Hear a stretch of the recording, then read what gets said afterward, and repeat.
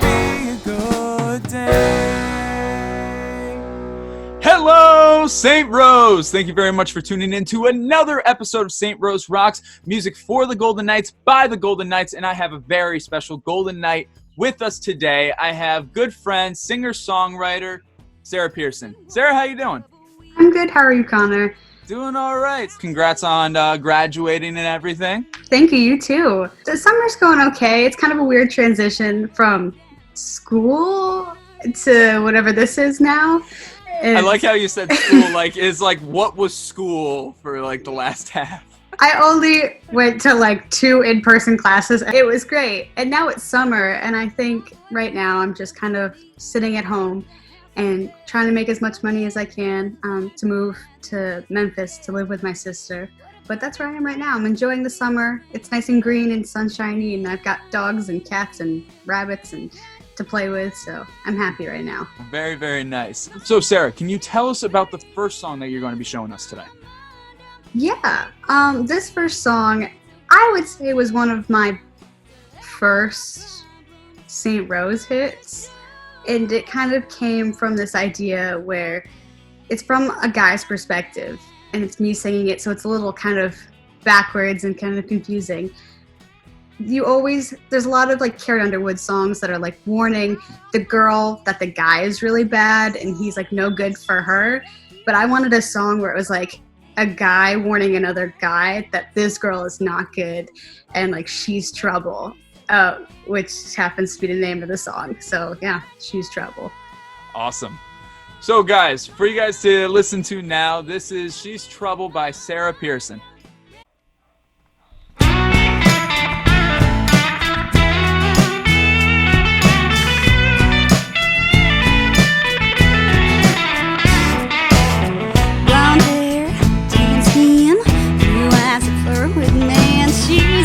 And I gotta see her again.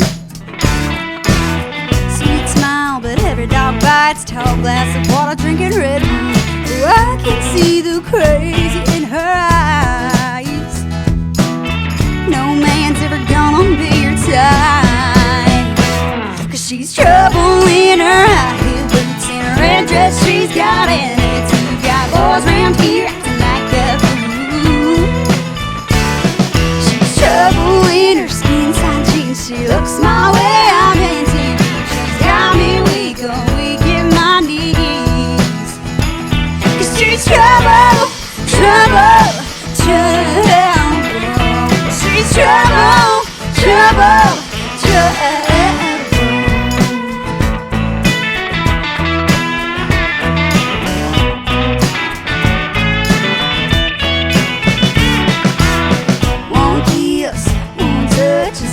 Takes to get you messed up, 'cause she's only looking for a one-night hookup.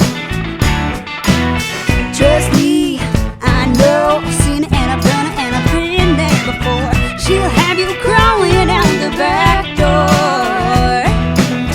She'll have you begging for more, 'cause she's trouble in her high heel boots and her red dress. She's got attitude. Got boys round here acting like a fool. Trouble in her skin tight jeans. She looks my way, I'm in TV. She's got me weak, weak in my knees. She's trouble, trouble, trouble. She's trouble, trouble, trouble.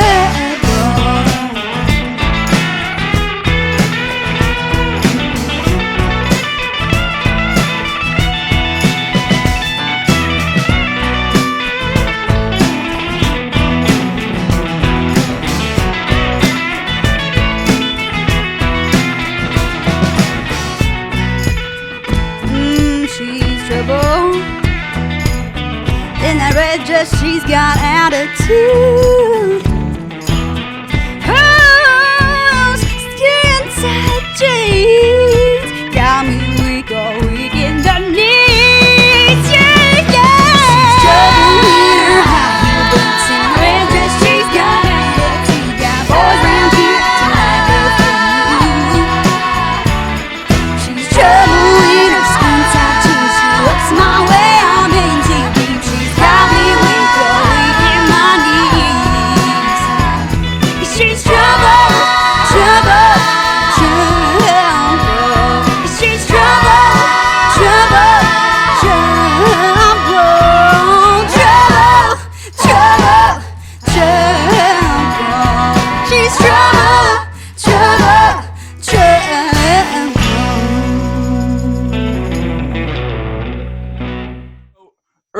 this year during the fall semester, you did your senior project. It was really cool to hear the process because we were in that jazz arranging class together, and it was kind of like a workshop for all of our projects, and it was really cool to see how your stuff built over time. Could you tell us a little bit about your senior project? What was your inspiration for it?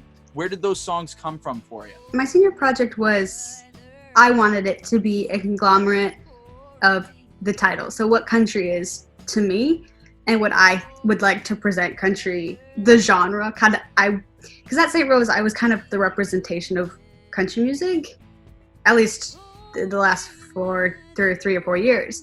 And so what I wanted to present to people was what I believed country music was to me.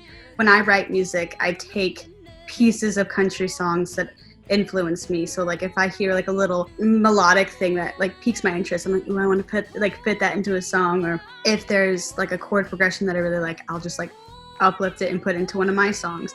And so those are like, I kind of highlighted the best parts of country music in my eyes and my ears, and wanted to show everyone what country music is to me. I remember you saying a while back that What Country Is, where you got some of that influence, one for the title and some of the songs, a lot came from your relationship with your dad. That's correct, right? Mm-hmm. Yeah. Could you tell us about how your dad influenced you getting into country music in that way? My dad, he's kind of like very small town. Like he was born and raised in the small town that I was also born and raised in.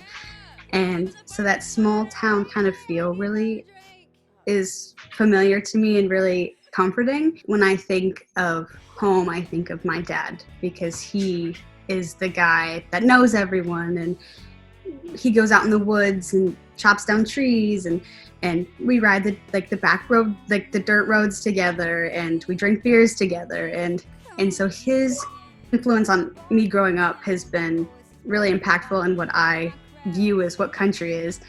And then he was the one that showed me the country music that I listen to now, like the older country music that has influenced that older traditional liking, like, you know, the fiddles and the steel guitars, and that aspect of country music has really played a role in how I write and what I like when I'm listening for music. There's a lot of modern day music, country music, that I don't really love because it neglects and doesn't have those really nice country music instruments and what makes it country. And so my dad has had a huge influence on what I listen to and how I write now. So no, very cool. And yeah, no, I was just about to say that in a day where we're getting a lot of what's known now as stadium country, you definitely keep it to the roots of what a lot of country music was based upon. But not just that, you also do it in a mainstream kind of way that still makes it relatable while not forgetting where it's all coming from. Could you tell us about certain artists or certain songs that really kind of grab at you and bring you towards what you wrote, especially for this project? I can never pinpoint like a specific artist. I just have I have like a playlist in my mind of songs that inspire me. And it's never just, this one artist had like, and this album was like what inspired it. But I want to say that my biggest inspiration, and I don't think this is a surprise, is Shania Twain. Growing up, I was in love with her. I would take her CD and I'd put it in my CD player and I would listen to it on repeat all day long. If we're talking artists, she's one of the artists that influenced me. I just, the way her songs were produced and the way they're written, so clever and upbeat and catchy, and I loved that. And I think you can see that a lot in my songwriting, and some more modern day, because, I'm pretty young still, even though I feel old sometimes. I love Chris Young, and he's got a beautiful voice, and a lot of his songs mean a lot to me because they touched me later in my life, like in my college years. And so those are kind of like influential to me. Now, a little bit of like Garth Brooks, specifically The Thunder Rolls, is one of my favorite songs ever. I'm writing a song that's based off of a Cody Johnson song, and he's really great. And so, like, as I go on in life, I find these artists and their songs that, like, really speak to me, and like the parts of their songs I'm like, oh, I love that part, and so I want to make it my own. But Shania Twain's definitely like number one in my brain. I try to make every song a Shania Twain hit if I can. No, that's awesome. And you did Shania Twain a lot of justice when you did one of her songs in Convo this year. That really brought down the house. That was a great performance. I hope so, because I was like, you know what? I've been singing originals, and I feel like it'd be great to finish off my college career with someone that truly inspired me to do country music. Yeah, definitely. No, I think that was a great idea, and I think you performed it very well. Thank you. You're very welcome. So being in a school and just an environment in general where, you know, country music is not as predominant, and you're working on this project, you're bringing in a lot of musicians who aren't as familiar with or necessarily specialize in country music. So how is that getting the right people in and to try to come together for your vision? It was a challenge. And I don't know if it was so much an actual challenge, but it was a mental challenge for me, because I was like, how do I vocalize this genre and what I want? I mean, they train you at school to have like a very classical vocabulary, but sometimes that doesn't translate well to electric guitars and you know, drum sets and stuff like that. And so I'm like, how do I explain that I want this very specific sound to come out of this very specific moment? It was more of a challenge to me. Like, it was less about them, because they're wonderful musicians. I had some really awesome people play on my project, and they're very talented and they're very capable of playing country music when I was able to explain to them what I wanted. It's also kind of a challenge as well, because there's kind of like cartoony is like the word, like the ding ding ding ding ding like that kind of. I was like, that might be too far into like old country, and I'm like, I wanted to like balance it between new country and old country and make it like this something everyone could love. And so working with the guys like the Lemon Boys was awesome, and they just really nailed it. They recorded it basically all in their basement. I think it came out great, and I think they totally captured my vision. So that was awesome. You must have been able to translate things to everybody, because it does sound very good on the album. It sounds like you have people who are very well versed, and obviously very well versed musicians in general, but just shows you the kind of communication and relationship that you had and built with them. So that's phenomenal. Kudos to you on that. So Sarah, you mentioned wanting to move down to Memphis with your sister, correct? What is your goal that you want to have for yourself getting down to Memphis? What is kind of the next step for you after this point?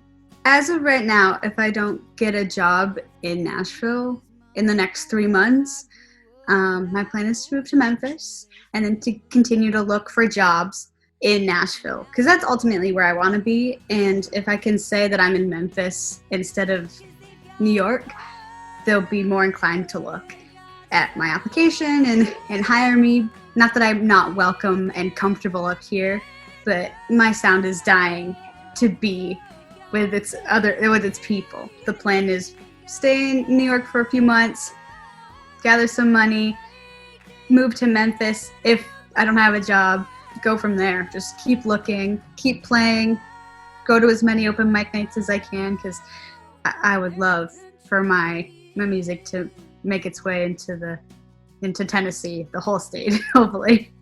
Hopefully further than just Tennessee. Yeah. Obviously, you want to get your music out there. When you're out in Tennessee, whether it be Memphis or Nashville, what is the main passion? Obviously, you love writing songs, you love the performing, but what's the end goal you want to try to reach?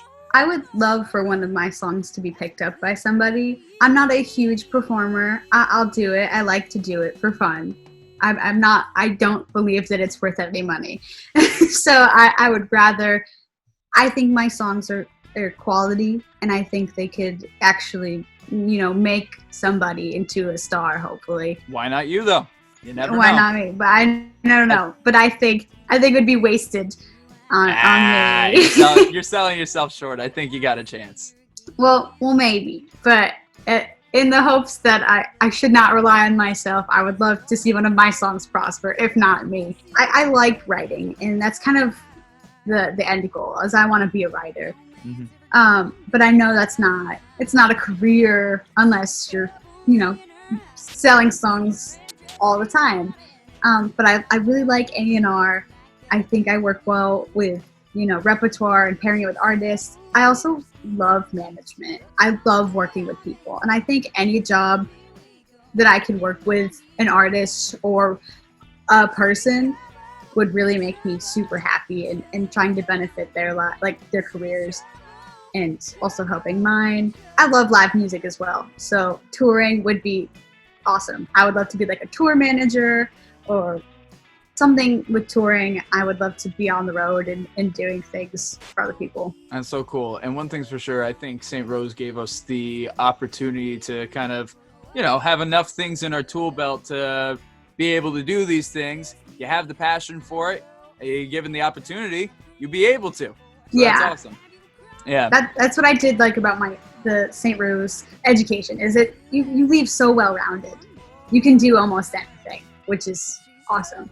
Yeah, which is really nice to leave with. So, Sarah, can you tell us about the second song that you're going to be showing us today?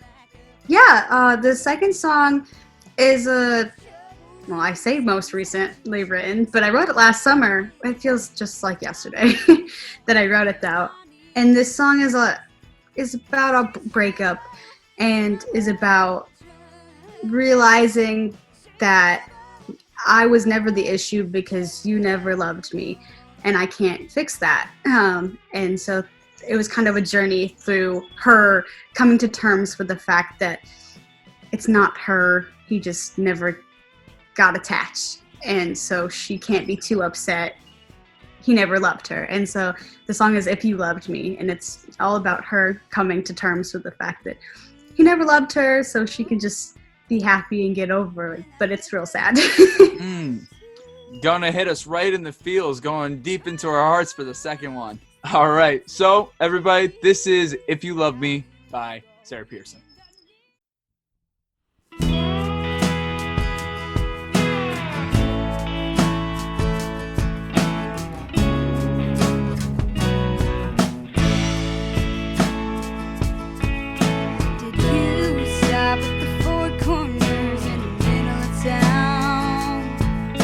Did you take the back road the way around? Or did you stop for a shot at her favorite bar? Like it wasn't that hard to break my heart, leaving me in your dust. How did you get over me so quickly after all these years? You were with me. 'Cause if you loved me,